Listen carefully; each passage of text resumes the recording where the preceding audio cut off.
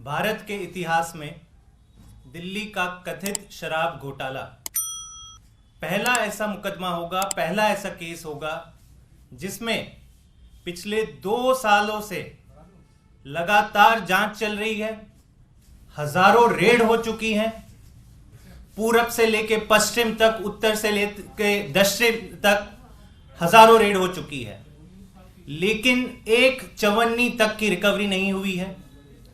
कोई एक ठोस सबूत तक अब तक ईडी को नहीं मिला है। फिर भी आप देख रहे हैं कैसे आम आदमी पार्टी के बड़े बड़े नेताओं को लगातार जेल में भेजा जा रहा है, सबूत कोई नहीं है।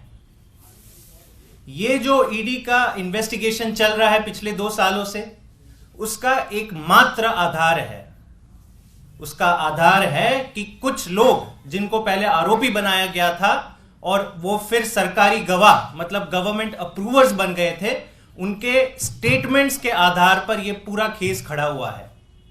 मैं वापस दोहरा दूं, ये एकमात्र केस है इतिहास में जिसमें हजारों रेड के बाद कोई ठोस सबूत नहीं, एक चवन्नी की रिकवरी नहीं, लेकिन केवल और केवल सरकारी गवाहों के स्टेटमेंट के आधार पर यह पूरा एक महल बनाया गया है, झूठों का पुलिंदा बनाया गया है। आम आदमी पार्टी ने कुछ बहुत ही रिलायबल सोर्सेस के थ्रू यह जाना है कि यह एकमात्र इंसिडेंट नहीं है। यह एकमात्र इंसिडेंट नहीं है जहां पर ईडी ने विटनेसेस से इंटेरोगेशन तो किया है, गवाहों और विटनेसेस या आरोपियों के साथ कन्फ्रंटेशन तो हुआ है, लेकिन इसका ऑडियो रिकॉर्डिंग नहीं रखा है। मतलब अब यह ईडी ही बता सकता है कि एक केस जिसमें 500 से ज्यादा विटनेसेस, अब तो गिनती भी हम भूल गए कि कितने लोगों को बुलाया जा चुका है, ऐसे बयान दिए जा रहे हैं जिसमें विटनेसेस बाद में कोर्ट में जाके कह रहे कि नहीं, तो डरा धमकाकर हमसे लिया गया है। तो ईडी ही बता सकता है कि आपने कितने स्टेटमेंट्स का ऑडियो और वीडियो रिकॉर्डिंग रखा है, कितने स्टेटमेंट्स का मिटा दिया है।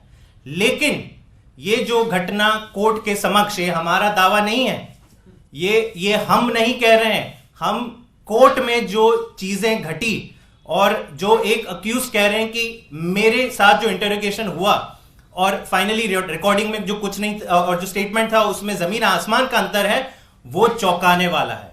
और ये इसलिए चौंकाने वाला है क्योंकि शुरुआत से हम कहते आए हैं कि दिल्ली का कथित शराब घोटाला पूरी तरह से एक फर्जी मुकदमा है।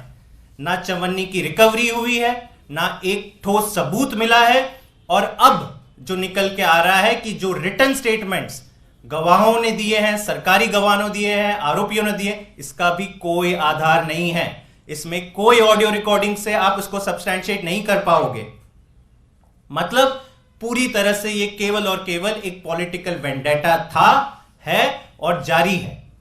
केवल और केवल इसका एक मात्र मकसद है कि कैसे भी करके आम आदमी पार्टी को खत्म करो, अरविंद केजरीवाल को जेल के अंदर डालो, आम आदमी पार्टी के सारे लीडर्स को जेल के अंदर डालो।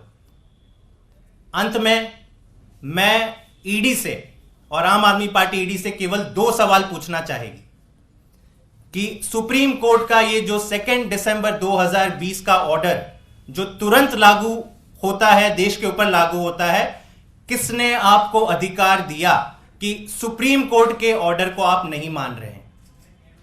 किसके दबाव में आकर आपने यह फैसला किया कि सुप्रीम कोर्ट के 2 दिसंबर 2020 के ऑर्डर को आप नहीं मानोगे? जो ऑर्डर देश के हर पुलिस सिस्टम के ऊपर लागू है, सीबीआई के ऊपर लागू है, ईडी के ऊपर लागू है, तमाम ऐसी इन्वेस्टिगेटिव एजेंसी हैं, इन सब के ऊपर लागू है। ईडी ने यह कैसे डिसाइड किया कि हम इसका उल्लंघन करेंगे? दूसरा, आप खुद बताएं कि आपने इतने सारे ऑडियो रिकॉर्डिंग गायब क्यों किए? किसके कहने पे किए? किसके दबाव पे किए?